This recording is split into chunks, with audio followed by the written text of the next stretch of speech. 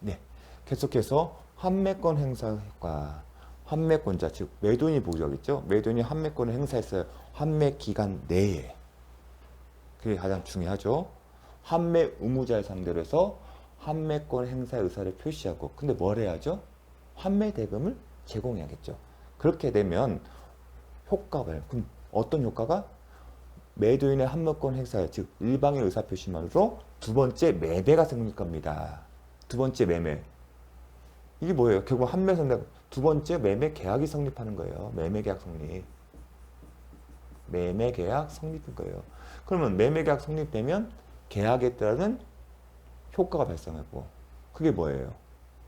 채권 채무 관계인데 매수인이 이제 다시 매도인에게 소유권을 이전해 주는 의무가 있고, 매도인은 매수인 돈을 준다? 아니잖아요. 이미 제공했잖아요. 이미 그걸 제공해야만이 환매권 행사 효과가 발생하잖아요. 그래서 두 번째 매매가 되면 결국은 매매 계약의 성립에 따른 뭐가 있죠? 매수인은 매도에 대한 소유권 이전 등기 의무가 남습니다. 따라서 환매 의무자는 매도인에게 등기 협조 의무가 있죠. 등기는 공동신청을 지니까 그 얘기를 한 겁니다. 그래 두 번째 매매에 한 권리 의무가 발생하고, 그것이 이행되면 계약에 따라 효과가 발생하고 매수인이 다시 매도인에게 소유권을 이전해주면 환매권자, 즉 매도인은 소유권을 취득합니다. 여기서 중요한 건 뭐냐면 목적물이 부동산인 경우에는 등기를, 즉 환매권 행사에 따라서 자동적으로 매도인이 그 등기 소유권을 취득한 게 아니라 뭐다? 등기를 해야만이 소유권을 취득한다 이겁니다. 그때 등기는 뭐가 되냐면 이전 등기입니다. 매수인에서 다시 매도인에게. 자, 요것도 이제 시험에 잘 나옵니다. 근데 이거는 문장 자체를 잘 보시고서 이해를 하셔야 합니다.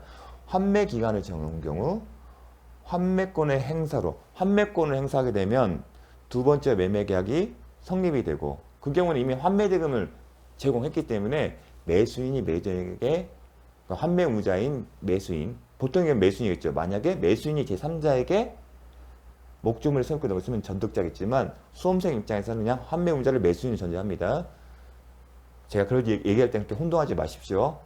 대부분 매수인이겠죠. 왜냐하면 환매권 행사가 있으면 제3자의 처분에 대한 경우가 없어요. 만약에 그렇게 전득자가 생긴다 하더라도 그럼 전득자가 소유권 이전 등기에 협력할 의무가 있는 등기 의무자입니다. 그러한 경우인데 환매권에서 발생한 소유권 이전 등기 청구, 결국은 매도인은 매수인 또는 전득자 상수로 소유권 이전 등기 청구권이 있어요. 소유권 이전 등기 청구권은 언제까지 행사냐? 매매 계약이 기한 소유권 이전 등기권은 기본적으로 채권이에요. 채권이고 우리가 몇 년, 소멸시효의 대상이 되고 몇 년이었죠? 10년이에요. 근데 이 질문은 뭐냐면 환매 기간이 정해져 있으니까 환매권 행사로 인해서 뭐라고요? 환매권 행사로 인해서 그때 가서 발생하는 소유권 이전 등기 청구 또한 이 환매 기간 내에 해야 하는 것은 아닐까가 쟁점이 되는데 그렇진 않다. 근데 이런 패턴을 줬죠? 예약 안결권 행사로 인해서 발생하는 소유권 이전 등기 청구권은 별도로 그 소유권 이전 등기 청구권이 발생한 날로부터 10년간 행사하지 않으면 그 독립돼서 붙지 않습니까? 마찬가지로 이 특許증권은 환매 기간 내에 행사하지 않으면 소멸한다면 틀린 거죠. 이 권리가 발생한 날로부터 10년이 지나야만이 소멸시효가 완성된다. 그래서 환매 기간 내에 할 필요는 없다는 겁니다. 예약 안결권 때에서도 비슷한 패턴. 예약 안결권 행사로 인해서 발생한 소유권 이전 등기 청구도 예약 안결권 행사 기간 내에 해야 하는 것은 아니다. 마찬가지로 환매권 행사로 발생한 소유권 이전 등기도 환매 기간에 행사할 하지 않으면 소멸한다면 틀린다. 요거 환매 기간 내에 행사하는 것은 아니다. 이건 독립되게 그때부터 10년의 소멸시효가 적용된다. 정말 중요합니다. 일반 채권과 같이 162소정의 10년의 소멸시효 기간이 진행된다. 그때부터. 자, 매수인이나 전득자가 목적물에 대하여 비용을 지출할 때 무슨 얘기냐면 환매권을 행사하게 되면 환매 의무자인 매수인의 전득자는 소유권을 넘겨주고 목적물을 넘겨줘야 하잖아요. 그럼 매수인의 전득자가 자기가 소유권을 취득해서 반환하기 전에 그 기간 동안에 비용을 지출했을 거 아니에요. 그 비용을 어떻게 처리할지 문제되는데 민법은 203조의 규정을 이 비용의 유익비나 피업비 상하 제공 규정을 뭐에 따라 203조 규정을 준용한다는 겁니다. 적용한다는 겁니다. 그런 개념 이 정도는 아셨습니다. 자, 기타에서 이제 시험과 관련해서 좀 어려운 질문들이 있어서 좀 살펴보겠습니다. 먼저 잘 보겠습니다. 이게 기출 문제입니다. 매도인 갑의 환매 등기고, 환매 등기다. 그럼 방점을 찍으셔야 돼요. 전득자가 있어요. 병이 매수인으로부터 X 토지를 매수하였다면 매수인 을은 환매 등기를 이유로 병의 X 토지에 대한 소유권 이전 등기 청구를 거절할 수 있다. 일단 먼저 캐치한 게 뭐냐면, 자, 그려볼게요. 갑, 을, 매매 계약을 했고요. 동시에 환매권을 등기했어요. 그런 다음에 그 후에 병이 을과 뭐가 있었냐면, 잘 보세요. 이게 매수하였다면 매매 계약을 체결했다는 얘기잖아요. 매매 계약 체결됐으면 병에게 소유권이 넘어갔냐 여부를 살펴보셔야 돼요. 환매 나면 전득자 나면 이 사람의 등기가 됐냐는 보세요. 그런데 지금 내용을 보면 매수인 을은 병의 환매 등기를 이유로 병의 X 토지에 대한, 자, 병은 을에 대해서 매매 계약이 있으면 지금 소유권 이전 등기 청구를 행사하는데 을이 지금 거절해요. 환매 등기 이유로. 그 얘기는 뭐예요? 아직 소유권 이전 등기가 안 된 상태라는 것을 기억하셔야 합니다. 그럼 이 주소는 뭐냐? 병이 을에게 계약을 이유로, 계약을 원인으로 해서 소유권 넘겨줘. 그 얘기를 하는 거니까 하는데 을이 뭐라고 지금 버티고 있는 거예요. 야, 환매 등기 있으니까 나 못해. 그런 상황입니다. 그러면 이 출제 질문은 뭘까요? 거절할 수 있냐 없냐는 거예요. 그럼 이걸 해결하는 방법은 뭐냐면, 첫 번째, 스텝 1 나중에 볼게요. 환매 특약의 등기가 있으면 그러한 사유가 있을 때 을과 병사의 매매 계약에 기초한 소유권 이전 등기가 물권행위가 금지되냐, 그걸 묻는 겁니다. 첫 번째는. 근데 환매 등기가 있다 하더라도 을과 병사의 매매 계약을 체결하고 소유권 처분하는 것이 가능합니다. 환매 등기가 있다 하더라도 을과 병사의 매매 계약에 의한 소유권 이전 등기가 가능하다는 겁니다. 지금 처분행위가, 자, 소유권을 넘겨주는 것은 물권행위고 물권행위는 처분행위잖아요. 환매권 등기가 을의 처분을 금준한 것은 아니기 때문에 을은 병에게서 소유권을 할 수 있다 없다? 이전 등기 할 수 있다. 불가능한 일이 아니다. 그 얘기를 쓴 겁니다. 환매 특약의 등기가 을의 처분권을 금지하는 효력을 가지는 것은 아니다. 즉 을에서 병 앞으로 등기하는 것이 불가능한 것은 아니다. 따라서 을은 병에 대해서 매매 계약 따른 소유권 이전 등기 의무를 부담한다. 자, 갑이 환매권을 행사하지 않고 있는 상황이라면, 자, 환매권 아직 등기만 됐지 행사를 하지 않고 있으면 을의 병에 대한 소유권 이전 등기 의무는 불가능한 일이다 아니다. 불가능한 일이 아니다. 이행 불능 상태가 아니라는 겁니다. 가능하다는 겁니다. 왜냐하면 환매권을 행사하지 않았기 때문에. 그러한 경우에는 등기의 사실만으로, 즉 갑이 아직 환매권을 행사하지 않는 상황이라면 단지 환매 등기가 되어 있는 사유만으로는 병의 을에 대한 소유권 이전 등기 청구를 거절할 수 없다. 못한다. 그 얘기 나온 겁니다. 여러분이 이 문제를 푸는 포인트는 환매 등기의 사실만으로는 을의 병에 대한 처분 행위가 금지되는 것은 아닌 겁니다. 매매계약 체결 가능하고요. 매매계약에 따른 소유권 이전 등기가 가능하다는 겁니다. 따라서 을은 단순히 환매권 등기의 사실만으로는 뭐다? 소유권 이전 등기를 거절하지 못한다는 겁니다. 다만 갑이 환매권 실제로 행사를 했다. 지금 아직 등기가 안 돼 있으면 누구를 상대로 해야죠? 갑은 환매권을, 환매 의무자가 이 사람이겠죠. 이 얘기는 뭐냐면, 만약에 갑이 환매권을 환매 기간 내에 환매 의무자, 지금 이 사람이 아직 등기가 안 돼 있기 때문에 이 사람이 환매 의무자예요. 이 사람 상대로 환매 대금을 제공하면서 환매권을 행사하게 되면 그 경우는 다르겠죠. 왜냐하면 갑의 병은 환매권 행사에 등기가 돼 있으면 환매권 행사에 대항할 수는 없기 때문에, 행사에는 대항할 수는 없습니다. 갑이 을에게 한 경우에는 그 일정 거절했죠. 왜냐하면 을은 갑에게 등기를 해줘야 하기 때문에 그때는 이행률이 되겠죠. 그러니까 이게 행사를 했냐 안 했냐에 따라서 차이가 있는 겁니다. 이걸 이해하는 포인트는 행사를 하고 있냐 안 하냐의 차이점이 있는 겁니다. 자, 잘 기억해 주십시오. 쉬운 질문은 아니었습니다. 다음, 매도인이 환매 기간 내에 매수인에게 환매 의사를 표시하면 환매권 행사면 그 환매에 의한 권리 취득의 등기가 무슨 소리야? 환매를 하게 되면 계약이 성립되는 거고 그 계약에 따라 매수인은 매매대금 문제되지 않습니까? 왜냐면 환매권 행사하려면 매매대금을 제공해야 하기 때문에 그럼 나머지 다 하나 나오죠. 매수인이 매도인에게 소유권 이전, 그럼 소유권 이전 등기 청구권이죠. 등기를 해야만이 환매에 따른 권리 취득이 가능하다.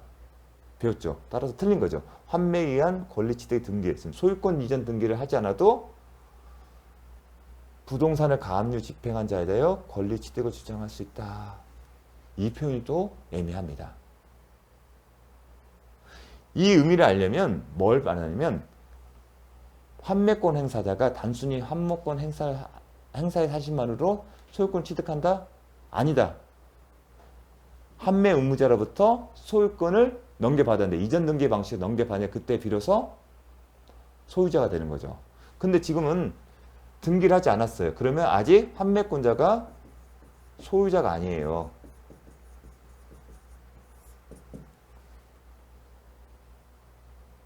소유자가 아니기 때문에 가압류를 집행한 자에 대하여 권리 취득을 주장할 수 있다 없다. 권리 취득은 뭐 소유권이잖아요. 소유권을 주장할 수 있다 없다? 없다죠. 왜냐하면 소유권은 등기를 해야만 해요. 그렇게 해주십시오. 이 권리 취득을 소유권 취득을 주장할 수 없다. 주장할 수 있다 없다 그렇게 바꾸십시오. 이 권리 취득을 하려면 여러분이 이 권리 취득을 뭘로 바꾼다? 자, 이렇게 이해하십시오. 권리 취득을 소유권. 소유권 등기를 하지 않아도 소유권 등기를 하지 않으면 소유권 취득하지 못해요. 권리 취득, 소유권 취득을 이렇게 바꿔 쓰세요. 그러면 답이 나오죠. 환매에 있다 하더라도 등기를 해야만 소유권 취득하는데 등기를 하지 않으면 소유권 취득을 못 하잖아요. 당연히 주장을 할 수 있다 없다? 못 하겠죠. 요걸 바꾸십시오. 권리 취득을 하지 말고 소유권을 바꿔 쓰십시오. 요 지문이 나오면 가압류를 집행한 자에 대하여 권리 취득을 소유권 취득을 주장하죠. 왜냐하면 소유권을 취득하지 못했기 때문에 소유권을 취득해 등기를 해서 소유권을 취득해야만이 주장할 수 있죠. 왜냐하면 환매권이 됐기 때문에 그때는 대항할 수 있기 때문에. 자, 환매권을 등기하자면 제3자에 대해 효력이 있다. 그럼 어느 시점에 환매권을 행사해서 등기를 해야만이 3자, 이 가압류, 예컨대 가압류 집행한 자에 대해서 나 환매권 등기에 대해서 있었고 나 환매권에 따라서 행사해서 등기 받았기 때문에 너 이거 말소돼야 돼. 그 얘기를 그때 가서 할 수 있는 거예요. 가압류 집행한 자에 대해서 제3자에 대해서 효력이 있다. 그거에서 출발한 거거든요. 환매권 등기는 제3자에 있다. 그러면 언제 그 얘기를 할 수 있죠? 환매권을 행사하고 이에 따라 자신의 앞으로 등기가 경료된 시점에 가서야 그 얘기를 할 수 있다는 거지 등기하기 전까지는 아직까지도 못한다는 얘기입니다. 그걸 묻는 겁니다. 그러니까 쉽지는 않아요. 만일 환매 등기 후 환매 등기의 포인트예요. 후 정의 X토지의 을에 대한 채권을 담보하기 위해 저당권을 설정했다면 환매가 등기된 이후에 저당권을 설정했다면 갑이 환매권자죠. 적법하게 환매권 행사예요. X토지의 소유권 이전 등기를 마친 경우 이때 소유권 등기를 했으면 소유권을 취득했죠. 소유권 취득하면 제3자에 대해서 이 사람 제3자죠. 정의. 제3자에 대해서 효력이 생긴다. 그 얘기 뭐다? 혹을 없앨 수 있다. 저당권은 소멸한다. 그 얘기는 이 말소된다는 겁니다. 효력이 있다는 얘기는 저당권의 경우는 저당권을 소멸을 주장할 수 있다는 겁니다. 아시겠습니까? 소유권을 마친 경우 이 앞에 지금 비교되죠. 이건 소유권 취득하는 거, 그 경우에는 제3자의 효력이 있다. 그 얘기는 저당권이라면 소멸한다는 겁니다. 자, 592조가 그런 내용이죠. 592조가 바로 효력이 생긴다. 그 얘기입니다. 등기를 한 때는 제3자 효력이다. 지금 환매권 관리에서는 제3자 효력이 있다는 게 구체적으로 무슨 의미인지를 아는 게 중요한 겁니다. 특별한 사정이 없는 한 환매권 행사에 따라 토지와 건물의 소유자가 달라진 경우 그 건물에 의한 관습상의 법정 지상권은 생기지 않는다. 이미 배웠어요.